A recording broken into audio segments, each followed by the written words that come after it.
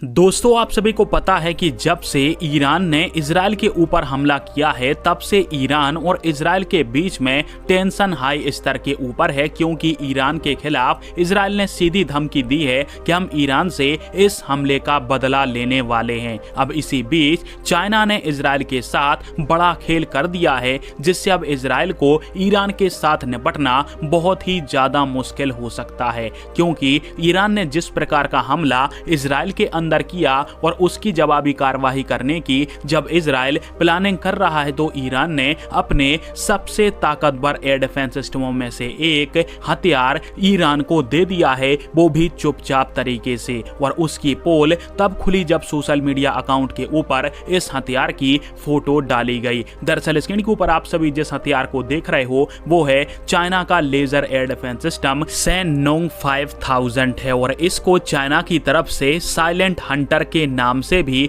रूपांतरित किया गया है, और इसे चाइना साइलेंट हंटर भी कहता है। अब आप सभी को बता दूं कि चाइना के इस एयर डिफेंस सिस्टम की ईरान के अंदर तैनाती यह दर्शाती है कि ईरान इजराइल के हमलों से निपटने के लिए अब लेजर हथियार जैसी घातक टेक्नोलॉजी को चाइना से खरीद चुका है। अब एयर डिफेंस सिस्टम कब चाइना की तरफ से ईरान को दिए गए इसके बारे में कोई जानकारी नहीं है, परंतु इसकी कुछ खासियतों की बात करें तो यह जो एयर डिफेंस सिस्टम है वो 4 से 5 किलोमीटर की रेंज में किसी भी फाइटर जेट, ड्रोन, यहां तक कि बख्तरबंद वाहन तक को उड़ाने की क्षमता रखता है, और इसकी जो किलोवाट क्षमता है वो 30 से लगाकर 100 किलोवाट के बीच मानी जा रही है। अब ऐसे समय में ईरान के ऊपर इजराइल की तरफ से हमला करना काफी ज्यादा मुश्किल होता है, क्योंकि लेजर एयर डिफेंस सिस्टम काफी ज्यादा घातक और उन्नत हथियार होते हैं और इनसे बच पाना लगभग असंभव है। अब इसी बीच ऐसे एयर डिफेंस सिस्टम देखकर भारत के अंदर जो इजराइल को प्यार करने वाले लोग हैं वो यह बोल सकते हैं कि भारत को भी इजराइल के लिए अपना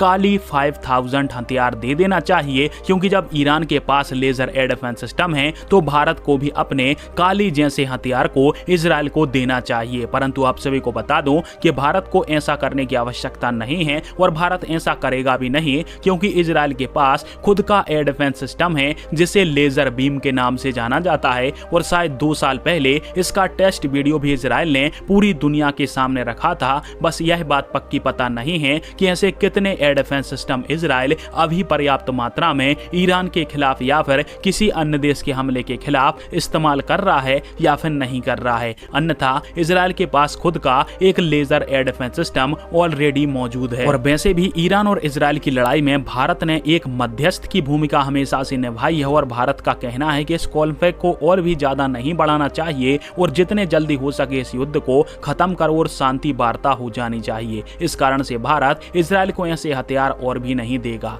नमस्कार, धन्यवाद, जय हिंद, वंदे मातरम।